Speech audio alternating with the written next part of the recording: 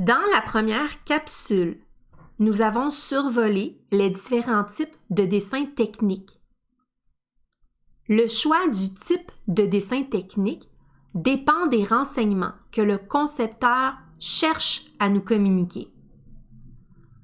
Voyons maintenant en détail le dessin technique de base.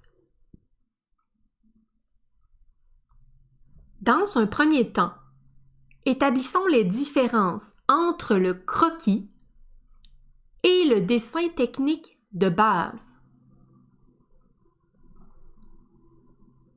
D'abord, un croquis sert essentiellement à donner un premier aperçu de l'objet imaginé par le concepteur.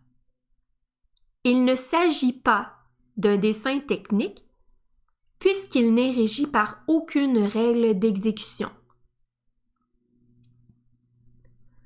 Le croquis est un dessin approximatif réalisé à main levée, alors que le dessin technique de base est réalisé à l'aide d'instruments de dessin sur un support papier ou à l'ordinateur à l'aide d'un logiciel de dessin virtuel. Le dessin technique de base fournit quant à lui des renseignements précis sur la forme et les dimensions de l'objet imaginé et des pièces qui le composent.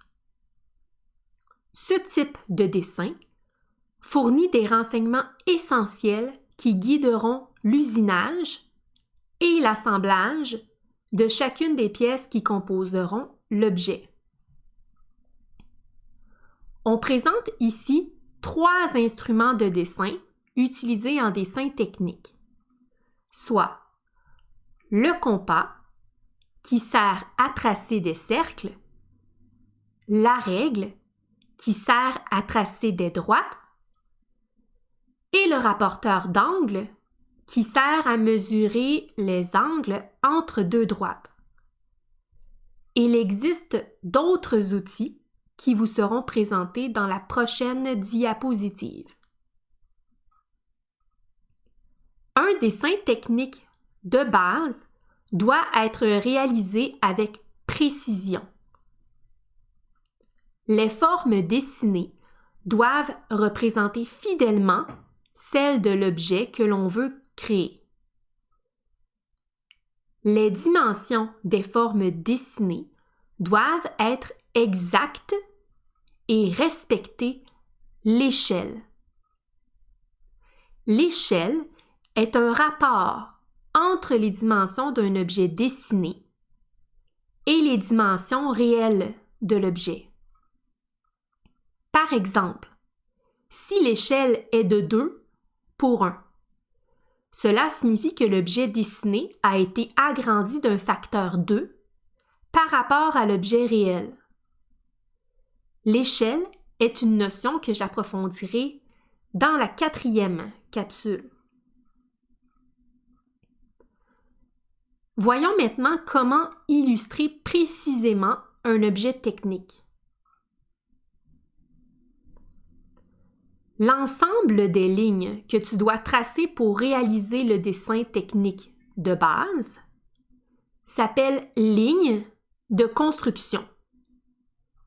Les lignes de construction que le concepteur conserve pour illustrer la forme de l'objet qu'il imagine se nomment tracés géométriques.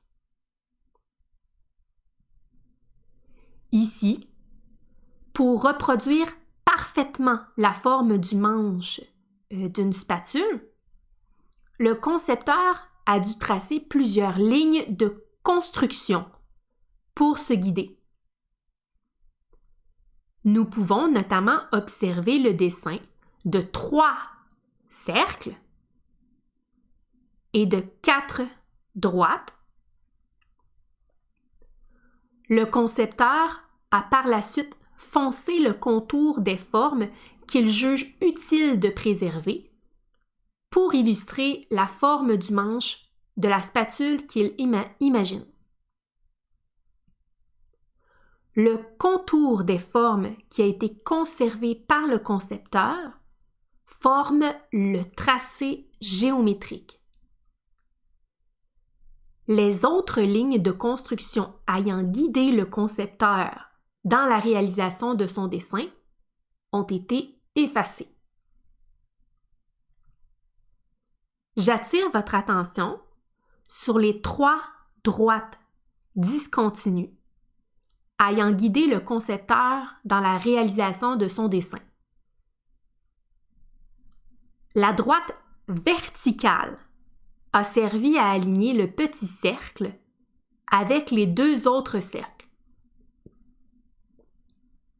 Les droites horizontales ont servi à déterminer la position du centre des cercles. Déterminer le centre des cercles a notamment permis de centrer parfaitement le cercle moyen dans le grand cercle. Notons la présence d'une ligne de brisure au bas du manche de la spatule. Cette ligne signifie que la vue de la spatule a été réduite. Toutes ces lignes ont un nom, une fonction et une signification. Nous aborderons en détail l'ensemble des lignes qui peuvent être utilisées pour réaliser un dessin technique de base dans la prochaine capsule. Afin de réaliser le tracé géométrique, le concepteur peut recourir à divers instruments de dessin. La planche à dessin sert à incliner la surface sur laquelle le concepteur dessine.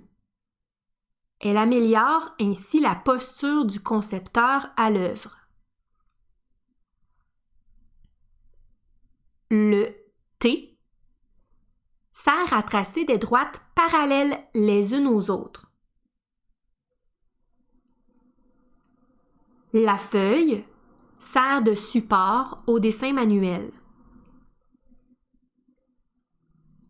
Le ruban adhésif permet de fixer la feuille à la planche à dessin afin d'éviter qu'elle ne glisse sur celle-ci lors de la réalisation du dessin. Le crayon à mine 2H est utilisé pour tracer les lignes de construction, tandis que le crayon à mine HB est utilisé pour foncer les lignes qui formeront le tracé géométrique. Les crayons 2H et HB se distinguent par l'épaisseur et la clarté du trait qu'ils laissent sur la feuille. Un crayon 2H laissera un trait fin et clair sur la feuille, tandis qu'un crayon HB laissera un trait épais et foncé sur la feuille. Pour identifier le type de crayon mis à notre disposition, il faut trouver l'inscription laissée par le fabricant sur le crayon. La calculatrice facilite les calculs qu'il est nécessaire d'effectuer pour respecter la dimension des formes et des lignes à tracer, tout en respectant l'échelle. Les règles servent à tracer des droites d'une longueur précise. La règle triangulaire est un instrument particulièrement intéressant puisqu'elle possède 6 faces. Sur chacune de ces faces se trouve une échelle de conversion des mesures. Prenons un exemple pour mettre en lumière l'utilité de cette particularité. Si le concepteur désire dessiner l'objet 25 fois plus petit qu'il ne l'est en réalité afin de le représenter dans son ensemble sur une seule feuille. Il peut utiliser l'échelle de conversion d'un facteur 25 disponible sur la règle triangulaire. Cela signifie que sur cette surface de la règle triangulaire, les valeurs indiquées à chaque graduation sont 25 fois plus élevées qu'elles ne le sont en réalité.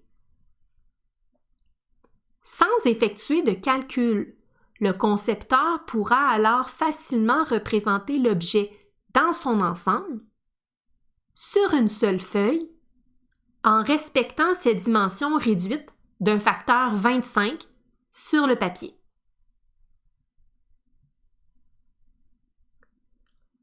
La gomme à effacer permet d'apporter des corrections à un dessin ou encore d'effacer les lignes de construction ayant servi à la réalisation du tracé géométrique. Le bouclier sert à masquer une partie du dessin afin de pouvoir effacer seulement certains traits, en protégeant ceux que l'on souhaite préserver.